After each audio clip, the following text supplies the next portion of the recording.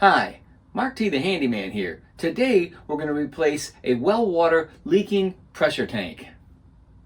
I got up this morning and I noticed there's some water on the floor next to our well water pressure tank. Looks like it's leaking pretty good from right there.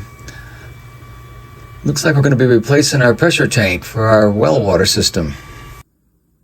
It's early in the morning on Saturday. I have no parts to fix the pressure tank without going to the plumbing supply house. So I'm going to put this temporary rubber patch on and duct tape around it, and then I'm going to reinforce the patch with a nylon strap that has a ratchet on it. Now I'm going to add the nylon strap with the ratchet on it so I can tighten up on the patch. This way I will keep the tank from leaking while I go get the parts I will need. Also, our household can continue with our regular schedule until I have to shut the water off and complete the repairs. So we've turned the well water pump off at the circuit breaker here to keep that off. We don't want that coming on. And now what we're going to do is we're going to drain this tank right here, the pressure tank. And what I've done is I've turned on all of the water faucets upstairs and the two downstairs. I've also turned off the softener and the automatic filter here that we have and the hot water tank because I don't want anything running without water being in the system. So what I've done is I've turned everything on, and I'm going to add some air pressure to try to pump as much water out of this tank as I can, and then we're going to drain the rest so it doesn't come out. And you can hear that's pushing the water through there and draining this and also the system itself. And then I'm going to valve it off. So what we're going to do is we're going to valve it off right now. And now we're going to take off my temporary patch and undo the pressure tank right here. So I took the temporary patch off. It served its purpose. It stopped the leak while I went and got the parts and everything that I need. I've got the water off in the house. I've opened all the faucets. We got pretty much everything drained, but the tank still has quite a bit of water in it. There is no drain close by in this room. So what I'm going to do is try to get as much out with these 5-gallon buckets. And first I'm just going to turn it on, and we'll see how much we can push through. It should be under pressure because I do have the water shut off and I have the tank pressurized. So whatever's in there should come out of there fairly quick.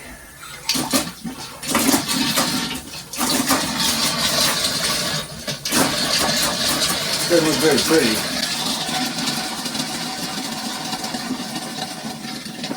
And what I'm going to do is I'm going to add air pressure to it so that we can get as much water out as we can.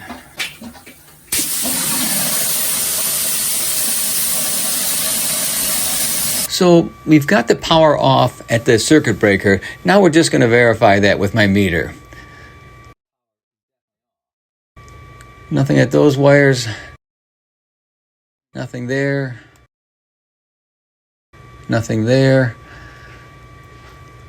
I think we're all set. Let's go to the next step. Next thing we're going to do is we're going to cut these pipes. And that's as good a spot as any. Okay, so now let's do the other pipe. Because of the location of the pipe, I was not able to use the same pipe cutter. I had to use a smaller one. So this one does the same thing, it just can get around tight spots. Now we're going to remove this tank and put the new one in place. Okay, so here's the new pressure tank. It does not come with the hardware, so we will have to add the hardware to it as we go step by step. So when I was an apprentice many years ago, I had a journeyman tell me on joints that you absolutely can't afford to go back to, and maybe on all the joints, put Teflon tape on there. We're going in a clockwise fashion because that's the way the pipe's going to go. And then we're going to put on some, they call it the green stuff. It's been around forever, but I think they also make a white stuff too, which is more Teflon-y. So I'm going to do what that journeyman said because it's going to be tough to get that back in there with any kind of ease. So we're going to put this in. And I would recommend, if you do change your pressure tank, that all new pieces be purchased. I'm going to wrench on this a little bit here.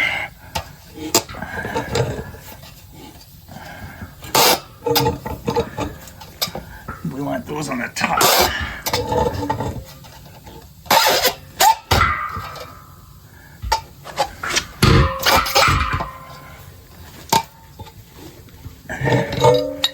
And actually, that's about as tight as I want to go with that right now.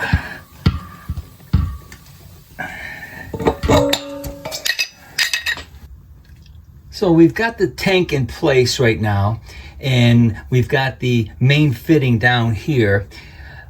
And one of the things we definitely want is we want this level, so when we hit these pipes, they're somewhat level. This pipe here, I'm going to try to get back to level. When I took it out, it was not level by the guy who was here before doing all this stuff. So, but right now we got that level. We're going to start with level and work our way up.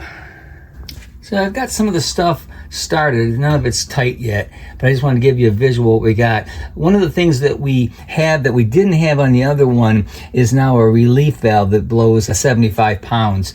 I don't know what the code was when they did that, but I know the code calls for it here in the area that I'm at. So we've got not only this drain valve, but now we have a relief valve. And we got a new gauge. I recommend putting all new stuff in if you're gonna do this. It's just better. The other stuff is old and ugly looking, so it's gonna look nice and pretty. I'm gonna get started. I'm gonna take some of these out so I could have some room. But I'm also gonna put the green pipe dope on there to help with any kind of possible leaks. So this is for the pressure switch right here for the well pump. I'll just put a little bit of the green stuff on there, nice and neat if you can. Wipe off any kind of excess. You want to be neat about everything here. And then we're going to tighten that up. Now I can do the gauge too, I think, at the same time. So we'll do both of these. Same thing, I got Teflon tape. Teflon tape and most pipe dopes don't actually seal as much as they lubricate. They do have sealing type pipe dopes. Teflon tape and the pipe dope actually is more of just of a lubricant to get the threads to go as far as you can. So we're gonna tighten this up with a pair of channel locks here. These are a little bit different than regular channel locks, although you can use them on anything. But these are made for grabbing pipe a little bit better. You know, regular channel locks do the same thing, but you might as well get a little bit of advantage.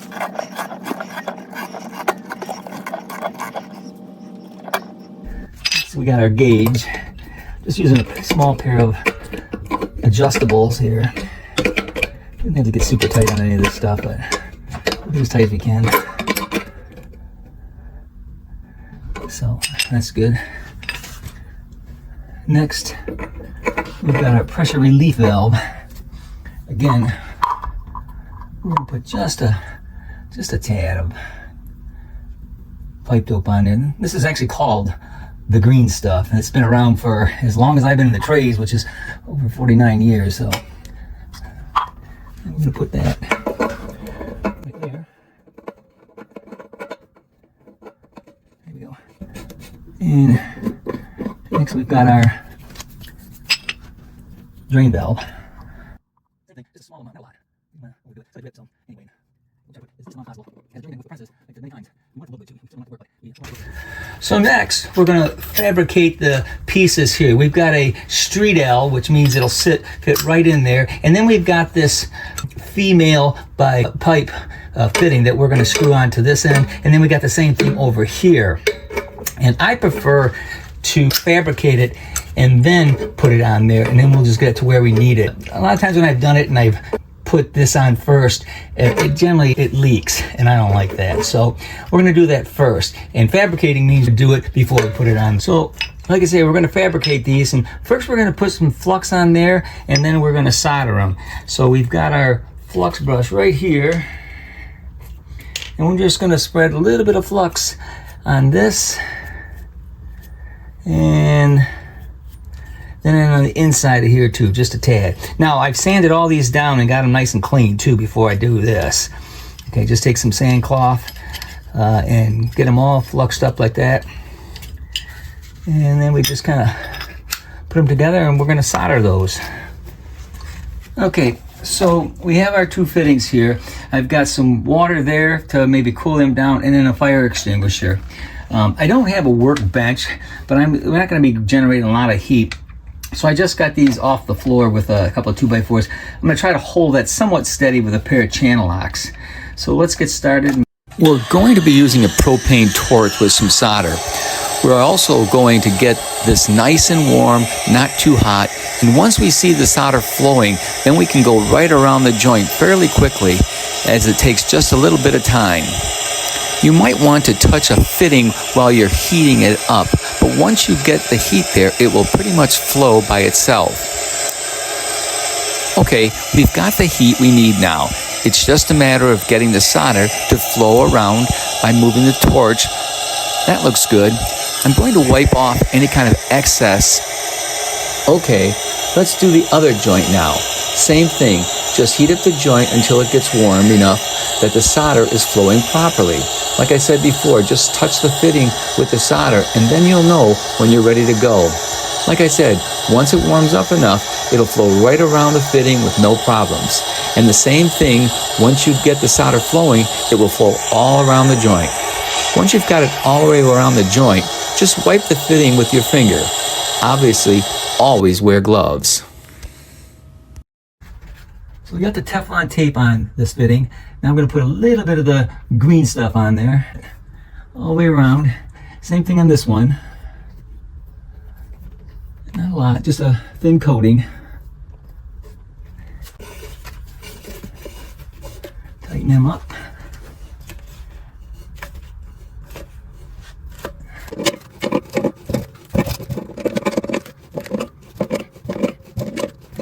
And get down there. Now we'll do the other side.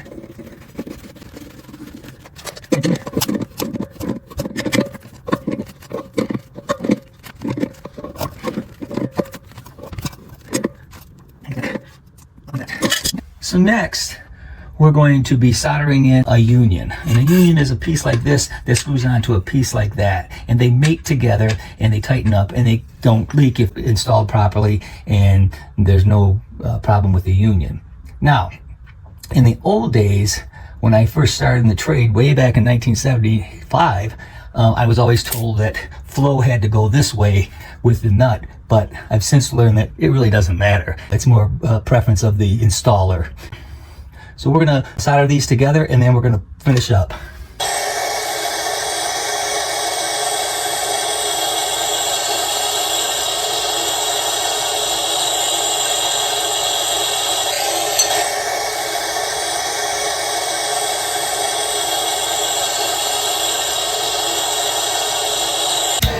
So this is the final joint on this side, and then the other side will be exactly the same pretty much.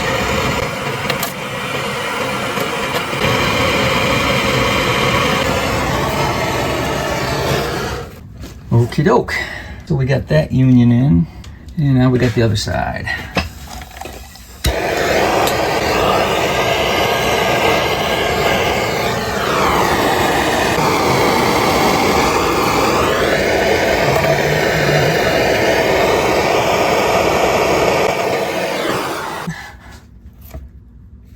Wipe up all that. And we're gonna set that. There we got that. And that in there.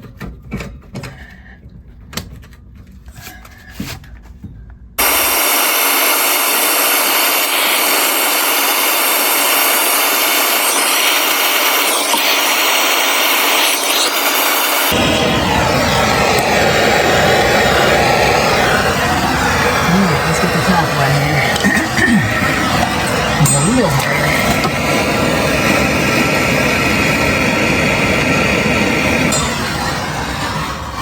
I think we got it. Touché. Okay, so we got the pressure switch wired up. We just took the Greenfield, put the nut on there, put the wires through the nut. We tightened it up. And if I didn't say it before, I'll say it right now. The best way to remember where the wires go is to take a picture or write it down. In this particular case, I took a picture of it. So it's orange, blue, yellow, and red. And another thing is These are number 12 wires. When you take them apart with the screws off of them, you might want to try to keep that as clean as possible so they don't get all frayed up and everything, and you're redoing that. Right now, all I had to do was just put the screw in and screw them back in because I kept it nice and neat. Just a little tidbit there. Okay, so we're done with our plumbing. Everything looks good. There's nothing here that's leaking. We have 0 pounds pressure in the pressure tank.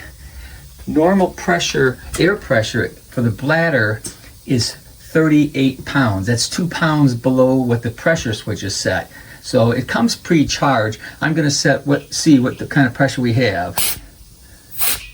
So my air gauge is saying 37.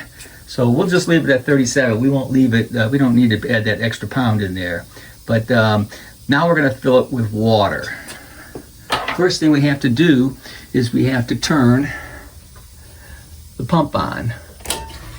Pump just started, and the water to the building is still off, but this should go off at 60. Right now it's at 40. We're only filling the tank up right now. We've got the right pressure at the bladder. We can check our pressure switch to see if it's working properly. It should go off at 60 and we'll hear it.